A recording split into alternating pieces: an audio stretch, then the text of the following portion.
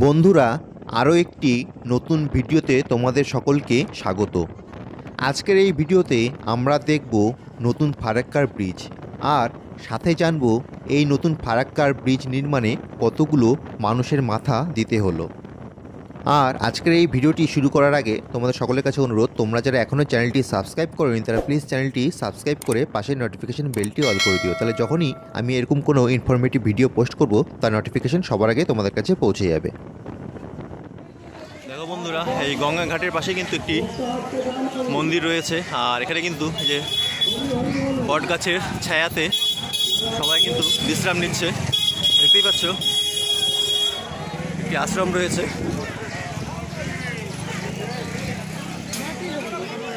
নিত্যানন্দ আশ্রম, আর সবাই কিন্তু এখানে বিশ্রাম করছে। তা চলো আমরা একটু ভেতরে প্রবেশ করে দেখে নিই।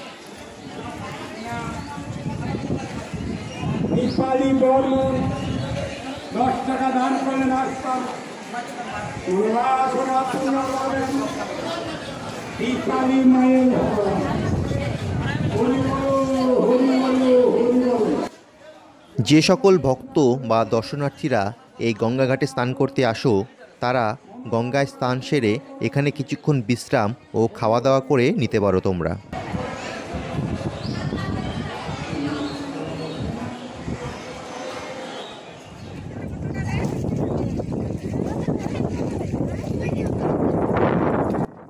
দেখতেই পাচ্ছ বন্ধুরা, সকলে কিন্তু এই গঙ্গাঘাটে স্নান করছে, আর এখানে স্নান করার উদ্দেশ্যে বহু দূর দূর থেকে কিন্তু ভক্তরা এই স্থানে উপস্থিত হয়।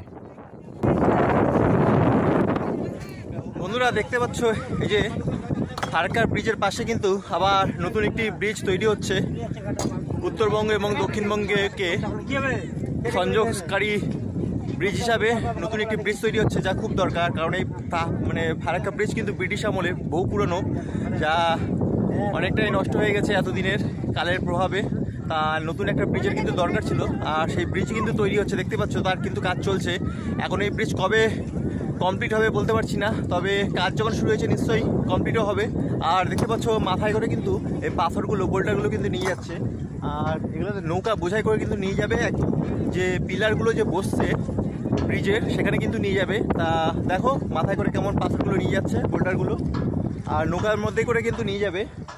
আর এই তো গঙ্গাঘাটে এসে একটু স্নান করে নিলাম, বহুদিন গঙ্গায় স্নান করা হয়নি। তা এলাম যখন এখানে, তা একটু স্নান করে নিলাম। আর দেখতে পাচ্ছ নৌকায় করে কেমন পাথরগুলো নিয়ে যাওয়া হচ্ছে বোঝাই করে।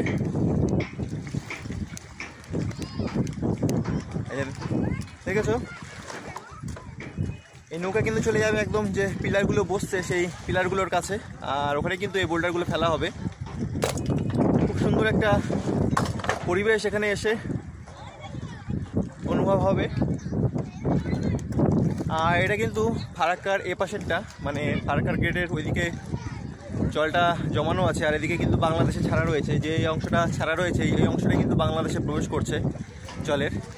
আর যে দেখতেই পাচ্ছ ওইদিকে আছে ফারাক্কা গেট, আর ওপাশে কিন্তু জলটা সেভ আছে।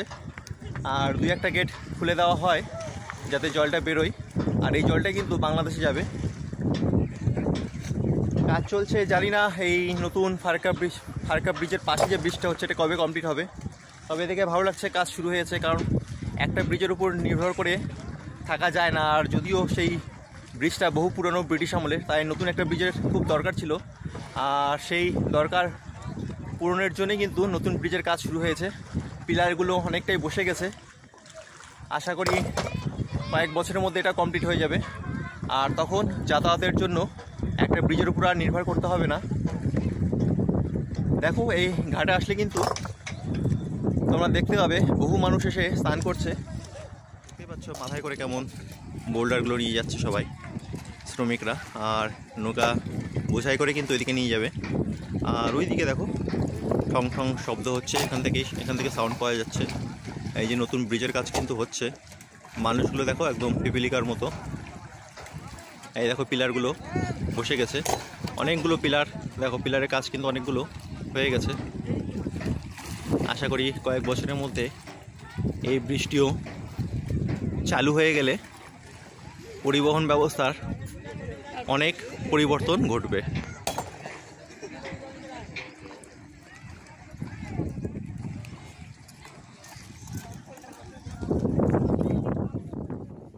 এবার বলি এই নতুন ফারাক্কার ব্রিজ নির্মাণে কতগুলো মানুষের কাটা মাথা দিতে হয়েছিল। তো প্রথমেই বলি, আমরা শুনেছি ব্রিজ নির্মাণে পিলারের নিচে নাকি মানুষের কাটা মাথা দিতে হয়, কিন্তু এটি সম্পূর্ণ মিথ্যে ও অযৌক্তিক কথা, যা কেবল কাহিনী কাব্যে শোনা যায়। বাস্তবে আদৌ এর কোনো সত্যতা নেই। কোনো ব্রিজের পিলারের নির্মাণেই মানুষের কাটা মাথা দিতে হয় না, অন্তত আজ পর্যন্ত তার কোনো প্রমাণ পাওয়া যায়নি। তাই কোনো ব্রিজ নির্মাণে যে মানুষের কাটা মাথা লাগে এ ধারণা সম্পূর্ণই ভুল। দূরে এটা কিন্তু পুরনো ফারাক্কা ব্রিজ, এই যে ওপাশে এটা কিন্তু পুরনো ফারাক্কা ব্রিজ। আর সামনে যে পিলারগুলো দেখতে পাচ্ছ এগুলো কিন্তু নতুন ব্রিজের জন্য পিলার বসানো হচ্ছে। পুরনো ব্রিজের পাশে কিন্তু নতুন ব্রিজ তৈরি হবে।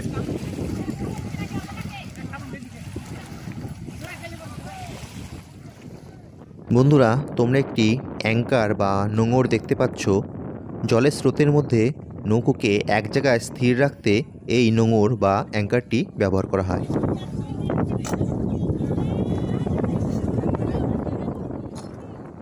বন্ধুরা, এখন তোমরা দেখতে পাচ্ছ এই নদীর মধ্যে গঙ্গার বুকে বিরাট টাওয়ারের মতো, এগুলো কিন্তু এই টাওয়ারগুলোর মাধ্যমে কিন্তু দক্ষিণবঙ্গ থেকে উত্তরবঙ্গে এই যে কারেন্টের তারগুলো গিয়েছে, আর খুবই গুরুত্বপূর্ণ সেক্ষেত্রে বলা যেতেই পারে। আর যেহেতু এই গঙ্গা বিরাট চওড়া, আর সেই কারণে কিন্তু এই গঙ্গার বুকে অনেকগুলো এরকম বড় বড় টাওয়ার রয়েছে, আর এই টাওয়ারের মাধ্যমে কিন্তু গঙ্গার এপার থেকে বিদ্যুৎ ওপারে নিয়ে যাওয়া হয়েছে। বন্ধুরা, এগুলো কিন্তু মাঝিদের নৌকো, ডিঙি নৌকো, আর এরকম পরপর অনেক নৌকা দেখতে পাবে। আর এই দেখো, এগুলো কিন্তু ডার্কি বলে। তা এগুলোর ভিতরে খাবার দিয়ে ফেলে দেবে। আর মুখটা একটা মুখের মতো আছে, এই যে মুখের মতো দেখো, এটাতে কিন্তু মাছ ভিতরে প্রবেশ করবে কিন্তু বেরোতে পারবে না। এটা এমন সিস্টেমে তৈরি করা যে ভিতরে ঢুকবে কিন্তু বেরোতে পারবে না। এর ভিতরে খাবার দিয়ে এগুলো কিন্তু সব ফেলে দেবে, জলে নামিয়ে দেবে, আবার পরে ভোরবেলা তুলে নেবে। ডার্কি বলে এগুলোকে। আর এগুলো কিন্তু সাজানো রয়েছে, সন্ধ্যার দিকে এগুলো নামিয়ে দেবে সব মাছ ধরার উদ্দেশ্যে মাঝিরা। আর এগুলো কিন্তু সব দেখতেই পাচ্ছ মাঝিদের ডিঙি নৌকো। আর স্রোত দেখো সেই সমুদ্রের ঢেউয়ের মতো, অসম্ভব সুন্দর। তাহলে আজকের ভিডিওটা এখানে শেষ করছি। ভিডিওটা তোমাদের কেমন লাগলো অবশ্যই কমেন্ট করে জানাবে। আর এরকমই আরও সুন্দর সুন্দর ভিডিও দেখতে প্লিজ চ্যানেলটি সাবস্ক্রাইব করে পাশের নোটিফিকেশন বেলটি অল করে দিও। তাহলে যখনই আমি এরকম ভিডিও পোস্ট করবো তার নোটিফিকেশন তোমাদের কাছে পৌঁছে যাবে। ঠিক আছে, তাহলে আজকে এখানে শেষ করছি। আবার দেখা হবে একটি নতুন ব্লগে, একটি নতুন জায়গায়।